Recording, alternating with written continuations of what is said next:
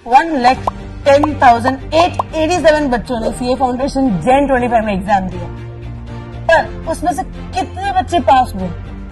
सिर्फ और सिर्फ 23,861।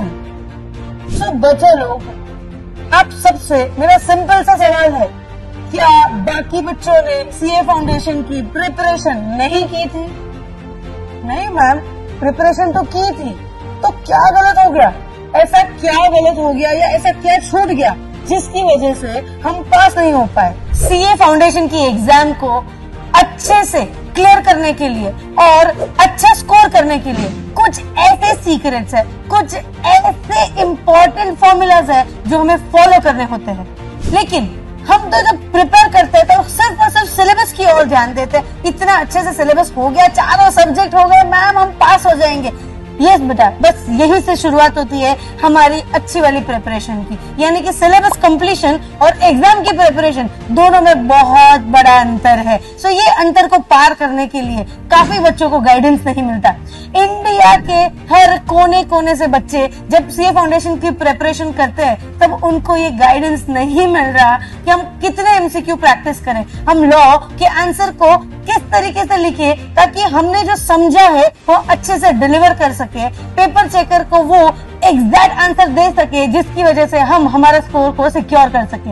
अकाउंट्स में पास्ट पेपर्स का एनालिसिस तो कर लेते हैं, लेकिन उसको एग्जीक्यूट कैसे करें, हम किस तरीके से आसानी से 75 प्लस स्कोर कर सकते हैं। यस बच्चों, अकाउंट्स में 75 प्लस स्कोर करना इज टू इजी, लेकिन ये इजी तब बन जाता है जब आपको सही गाइडेंस और आपके पास उस तरीके की प्रैक्टिस करवाई जाए। लॉ, मैम लॉ समझ में आ जाता है, लेकिन section, act, provision, case study, answer कैसे लिखे, ये सारे क्वेश्चंस अगर हमें कोई ऐसा बताने वाला हो बेटा तो ये आंसर में ये मिस्टेक मत करना, एक काम कर तू आज के दिन में इतने क्वेश्चंस को प्रैक्टिस कर। हम कौन से एक्ट पे ज्यादा फोकस करें, वेटेज के अकॉर्डिंग हमें पेपर कैसे प्लान करना है, हमें किस तरीके से सिलेक्ट करना है, सारी चीजें बहुत इंपॉर्टेंट होती है। मैथ्स के यानी कि maths, stats and logical reasoning यानी कि क्वांटिटेटिव एप्टीट्यूड के एमसीक्यूज किस तरीके से हम ऑप्टिमाइज कर सकते हैं, मैक्सिमाइज कर सकते हैं, हमारा रिजल्ट कैसे बढ़ा सकते हैं, और इकोनॉमिक्स में माइक्रो और मैक्रो ये दोनों को किस तरीके से बैलेंस करके हमारा एग्जाम ओरिएंटेड अप्रोच को हम और भी शार्प कर सकते हैं। ये सारी चीजें बेटा तब पॉसिबल है जब आपके पीछे पढ़ के आपको मेंटर करवाए, आपके पास वही स्कूल वाला तरीका यानी कि आपके पीछे पढ़ के होमवर्क करवाए, एग्जाम लिखवाए, डाउट सॉल्व करे। आपको जब थकते हो, हारते हो, प्रोक्रेस्टिनेट करते हो, आपके पीछे पढ़ के आपको पुश करके आपको 4 बार सवाल कर सके कि बेटा तूने ये क्यों नहीं किया। जब इस तरीके से पढ़ाई की जाए तब जाता है हमारा पूरा फोकस हमारे रिजल्ट ओरिएंटेड प्रिपरेशन पे।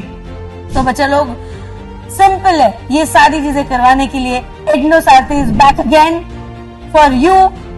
मई 2025 में सीए फाउंडेशन क्रैक करवाने के लिए, आपका ड्रीम स्कोर अचीव करवाने के लिए और इस बार आपकी मंजिल को आपके साथ रह के मेंटर बन के आपको हासिल करवाने के लिए इग्नो सारथी आ रहा है आपके पास।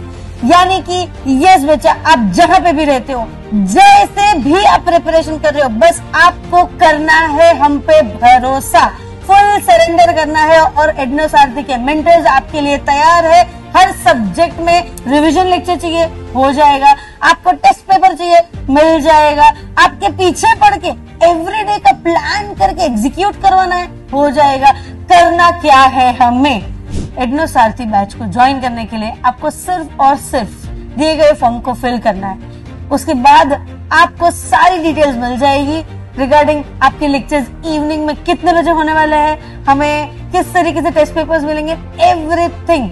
यानी कि ये कम्युनिटी आपको आपके ड्रीम स्कोर तक लेके जाने के लिए तैयार है। आपको सिर्फ करना है एक click and fill the form. We are ready for you. Join IGNOU Saarthi. See you in the lectures.